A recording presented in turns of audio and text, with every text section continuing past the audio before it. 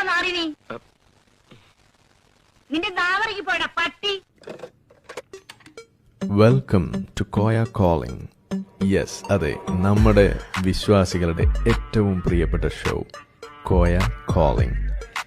Everyone is welcome. Hello hello. ഇത് ആരിഫ് എന്ന് പറയുന്ന ആളാണോ? അതെ.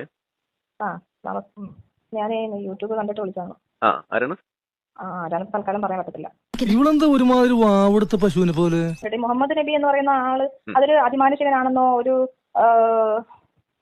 കുറച്ച് മറവിയുണ്ടേ, അതുകൊണ്ട് എനിക്ക് ഇങ്ങനെ പറയാൻ പറ്റുന്നില്ല. അതായത് അസാധാരണ കഴിവുള്ള എന്താ പറയുമല്ല, അമാനുഷിക കഴിവുള്ള വ്യക്തിയായിട്ടാണ് ചരിത്രത്തിൽ അറിയപ്പെടുന്നതെന്ന് എനിക്ക് അറിഞ്ഞൂടാ. അങ്ങനെ അറിഞ്ഞോളന്നല്ല, അങ്ങനെ എവിടെയും പറയാം. അതായത് ചന്ദ്രനെ പുലർത്തി കാണിക്കൂ എന്ന് പറഞ്ഞ കാര്യം അത് എന്ത് ചെയ്തിട്ടുണ്ട്? അവിടെയുള്ള മക്കയിലുള്ള അല്ലെങ്കിൽ അവിടെയുള്ള ആളുകൾ എല്ലാവരും കണ്ടിട്ടുണ്ട്.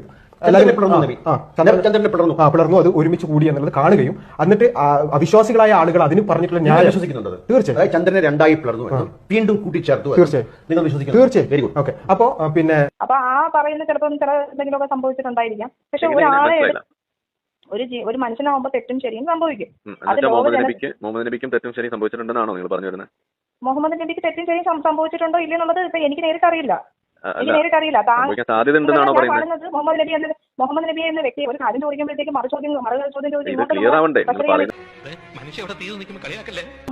അതിലേതാണ് അവഹേളനമായിട്ട് നിങ്ങൾക്ക് തോന്നിയത്? വെറുതെ സമയം കളയല്ലേ?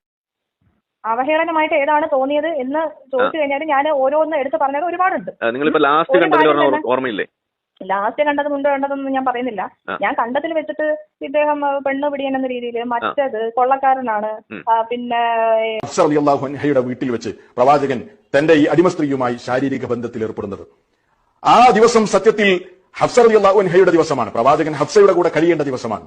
ഹഫ്സയുടെ വീട്ടിൽ വെച്ച് ചുരുക്കി പറയോ എന്നുള്ളതല്ല, ഒരു കാര്യം നമുക്ക് അവതരിപ്പിക്കുന്നതിനെ ആ ഉപയോഗിക്കുന്ന ഭാഷയും അല്ലെങ്കിൽ അത് ചെയ്യുന്ന രീതിയും കുറച്ചും കൂടെ വെടുപ്പാക്കാം.